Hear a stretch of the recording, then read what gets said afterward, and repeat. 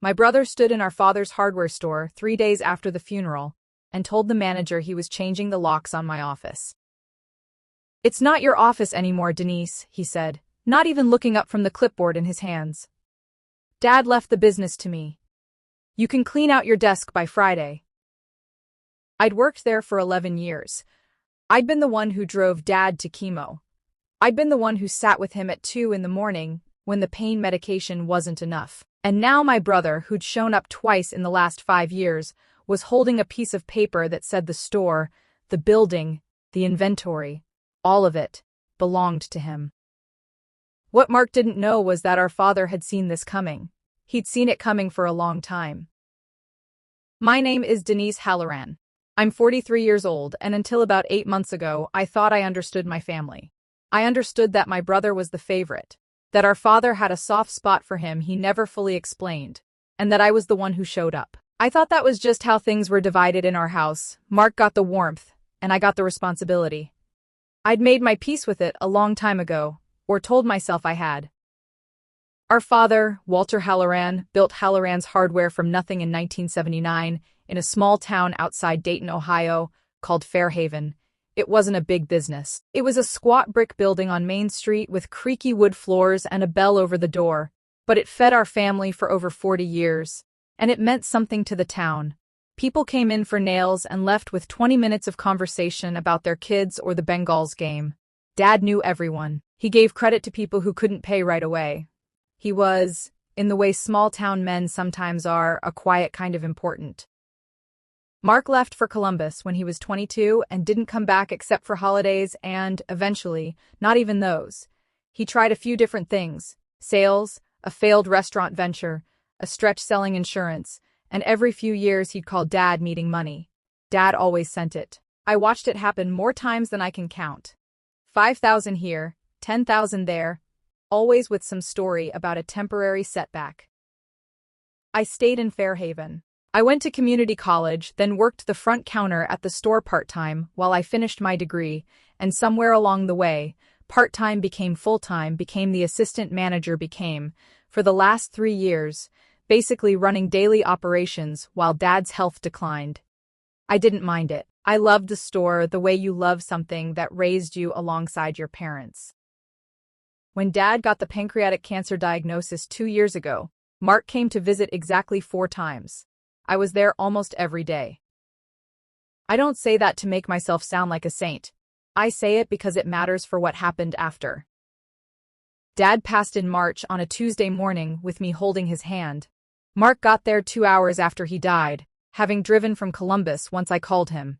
He cried at the funeral. I believe the crying was real. I don't think everything about my brother is fake. That's part of what made this so hard to sit with. He wasn't a cartoon villain. He was a man who loved our father and also, somehow, felt entitled to everything that came after him. The will reading happened 9 days later, at the office of Dad's longtime attorney, a heavy-set, careful man named Roger Petrosky, who'd handled Dad's affairs for almost 30 years. I remember sitting in that office in a black dress that still smelled like the funeral home, my hands cold, waiting to hear what my father had decided about the store I'd given a decade of my life to. The will said the business, Halloran's Hardware, the inventory, the operating accounts, and Mark's choice of the building itself, would go to Mark. I sat there and felt something drop out of the bottom of my chest. Petrosky kept talking. There was a modest cash amount left to me. There was language about sentimental items I could take from the house. And there was a strange line, one I didn't fully absorb in the moment, about a separate trust holding certain real property, to be discussed at a later date, per Mr. Halloran's specific instruction. I didn't ask about it right then. I was too busy trying not to cry in front of my brother, who reached over and squeezed my hand and said, "Don't worry, Denny. I'm not going to change anything. You'll still run the place, obviously." I believed him. That's the part one still have trouble forgiving myself for. I believed him. For about 6 weeks, nothing changed. Mark stayed in Columbus. I kept managing the store, and he'd call once a week to ask how the numbers looked. Then the calls started getting more specific. He wanted to know the store's monthly revenue. He wanted to know what the inventory was worth. He wanted to know, casually, what I thought the building itself might sell for, just out of curiosity. "You're not thinking of selling, are you?" I asked him in May, standing in the stockroom with my phone against my ear, surrounded by boxes of drywall screws. No. Just want to understand the full picture. Dad left it a mess, financially. You know that. Dad hadn't left it a mess. I'd seen the books, but I let it go, because that's what I did back then. I let things go. In June, Mark showed up in person for the first time since the funeral. He walked through the store with a real estate agent I'd never met, a young guy in a blazer who kept taking photos of the ceiling and the front windows with his phone. "Mark, what is this?" "Just getting an appraisal, Denny. It's smart business. Don't make it weird." I stood behind the counter and rang up a customer's purchase of a garden hose, while my brother had our father's building measured for a listing. That night I drove to the house Dad had left behind, still mostly unsold, still full of his things. And I sat in his recliner, and I let myself cry for the first time since the funeral. Not for him, but for what was happening to what he'd built. The escalation didn't stop there. In July, Mark called an all-staff meeting without telling me first. I found out about it from Carol, who'd worked the register for 15 years, when she called me in a panic the night before. "Denise, is it true we're all getting laid off?" I had no idea what she was talking about. I showed up to that meeting the next morning, and Mark stood in front of the 6 employees who'd worked for our father for years, some of them for decades, and announced that he was restructuring for efficiency, and that positions might be eliminated depending on how the sale process goes. I stood in the back of the room and felt my face go hot. He hadn't told me there was a sale process. He hadn't told me anything. Afterward, in the office that used to be Dad's, I confronted him. "You're selling the store, you've decided. And you didn't think I deserved to know?" Mark leaned back in Dad's old chair, Dad's chair, and rubbed his face. "I was going to tell you. I have a buyer interested. A hardware chain, regional thing. They want the location for one of their smaller format stores. It's a lot of money, Denise. More than this place could ever make us running it ourselves." "It's not about the money." "Easy for you to say when you've got a paycheck either way." He said it flatly, like a fact, not an insult, which somehow made it worse. "Look, I'll make sure you get a cut. You're my sister. I'm not trying to screw you." I didn't believe him anymore. Somewhere between the appraisal and the staff meeting, I'd stopped believing him. That night I called Petrosky, the attorney, and asked him to explain the line from the will he'd rushed past. The trust, the certain real property, the later date. There was a pause on the line I still remember. "Denise, I was actually planning to reach out to you in the next few weeks. Your father set a timeline for this. He wanted 6 months to pass after his death before certain terms took effect. I have instructions I'm required to follow." "What instructions?" "I'd rather explain it in person. Can you come in Thursday?" I didn't sleep much between that call and Thursday morning. Petrosky's office looked the same as it had at the will reading, except this time it was just the 2 of us, and he had a thicker folder in front of him. "Your father came to me about 4 years ago," he said, not long after one of Mark's calls asking for money. He was worried, Denise. Not about Mark's character exactly, he loved your brother, but about what would happen to the business, and to you if he left everything without protection.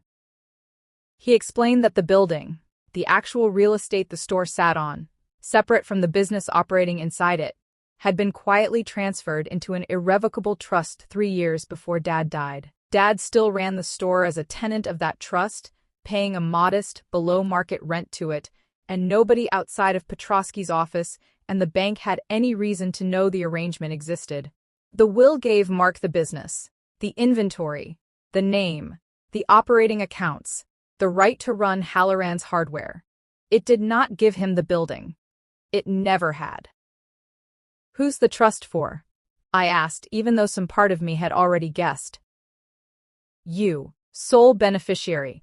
It was set to formally transfer control to you 6 months after his passing, once the estate settled. Your father's reasoning, and this is close to verbatim from our conversations, was that if he gave Mark full control of everything at once, Mark would either run the business into the ground or sell it out from under it. The first chance he got. He wanted you to have something Mark couldn't touch, a safety net for you and a check on your brother in case history repeated itself.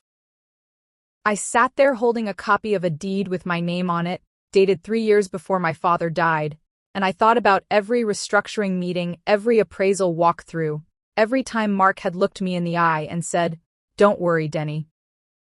Dad had known. He'd known his son might do exactly this, and he'd built a wall around it years in advance, quietly, without telling either of us, because he didn't want to hurt Mark by saying it out loud while he was alive. "Does Mark know this exists?" I asked. "Not unless you tell him, or unless he tries to sell that building, in which case the title search will do it for you." I didn't tell Mark right away. I wanted to see how far he'd actually go. 2 weeks later, he called me, upbeat in a way that made my stomach turn. "Denny, good news. The chain wants to close by September. They're offering more than the appraisal. This could really set us both up." "Send me the paperwork," I said. "I want to see it." He did, probably because some part of him still saw me as the sister who went along with things. The purchase agreement listed the buyer, the price. A number that made my breath catch, honestly, because Dad's little store sat on a corner that had gotten a lot more valuable since 1979. And the property being sold, the building and lot at 214 Main Street. The building Mark didn't own. I called Petrosky and told him what was happening. He said the buyer's title company would catch it during due diligence regardless, but that I had every right to notify them directly and put a stop to it before it went further, sparing everyone, including Mark, the embarrassment of a deal collapsing at the closing table. I chose to tell Mark myself first. I owed him that much, even after everything. I drove to Columbus on a Saturday and met him at a diner near his apartment, the deed and trust documents in a folder on the seat beside me. He was in a good mood when I got there, already talking about what he might do with his share of the sale. "Mark, you can't sell the building." He laughed, waved the waitress off. "It's already in motion, Denise. Everything's signed on my end." "You don't own it." The smile stayed on his face for another second or two before it started to slide off. "What are you talking about? It's part of the estate. It's mine." I slid the folder across the table. He read the first page, then the second, and I watched his face change the way I imagined mine had in Petrosky's office. The same slow drop, except his had anger mixed into it where mine had just had grief. "This is insane. He set up a trust behind my back? 3 years ago? Why would he?" He stopped himself. I think some part of him already knew why. "Because of the last 3 years before that," I said quietly. "The insurance thing. The restaurant. All the checks he never told me about, that I only found out about after he died, going through his bank statements. He didn't do this because he stopped loving you, Mark. He did it because he was scared of exactly this happening." "That's not, I wasn't going to screw you over." "You already tried to." He didn't have an answer for that. He just sat there, staring at the deed with his own father's signature on it, dated 3 years before either of us knew anything was wrong. The sale collapsed within the week, once I formally notified the buyer's attorneys that the seller didn't hold title to the real property. Mark was furious for a while. Furious at me, furious at Petrosky, furious, I think, mostly at a version of our father he hadn't fully known. He told a few relatives that I'd stolen the building out from under him, which spread through the family the way those things do, and for a couple of months at Thanksgiving, I got looks from an aunt who clearly thought I was the villain of this story. I didn't fight the narrative loudly. I just kept the paperwork, kept doing my job, and let time do what it does. Eventually, Mark and I sat down again without lawyers at Dad's kitchen table this time, because I still hadn't sold the house. I told him I wasn't interested in punishing him. I told him the store still needed to survive, and it couldn't survive with him trying to liquidate it, and me refusing to let the ground it sat on go with it. I offered him a real lease, a fair one, market rate but not predatory, so he could keep running the business under the Halloran name if that's what he actually wanted, instead of just wanting the payout. He asked if I still trusted him. I told him the truth. No. Not the way I used to. But I don't think you're a monster either. I think you got used to Dad bailing you out, and when he stopped being able to, you looked at the one thing left and thought it was owed to you. I get it. I don't forgive it yet. But I get it. He signed the lease 2 weeks later. 6 months after that, he was gone anyway. The store's actual foot traffic and slow, steady margins weren't the payday he'd been imagining, and running a business day-to-day wasn't something he had the patience for. Once there was no big number waiting at the end of it. He broke the lease early, moved back to Columbus, and told people he'd decided to pursue other opportunities. I took the store back myself. I hired Carol back full-time. I put a small plaque by the door with Dad's name and the year he opened it, 1979, and nothing else. No dedication, no sentimental line. He wasn't a sentimental man, not out loud, and I understood by then that the trust itself had been his way of saying everything he'd never said to either of us directly. I still think about the version of that year where I never called Petrosky, where I let the sale go through, where I found out about the trust from a stranger during a title dispute instead of choosing to walk into that diner and lay it on the table myself. I think about how easy it would have been to stay quiet, the way I'd stayed quiet for most of my life in that family, and let my brother do what he wanted, because that had always been simpler than confrontation. I don't do that anymore, not because I turned into some different, harder person overnight, but because my father, without ever having the conversation with me while he was alive, showed me that protecting the things you've built sometimes means putting up walls before anyone asks you to justify them. Halloran's hardware is still on that corner in Fairhaven. The floor still creaks in the same spot it did when I was a kid sneaking in to help Dad restock shelves before school. The bell still rings over the door. Mark and I talk maybe once a month now, careful, polite, rebuilding something slower than either of us expected it to take. I used to think loyalty meant staying quiet and letting things happen to you. My father spent the last years of his life quietly making sure that wasn't the lesson I'd be left with.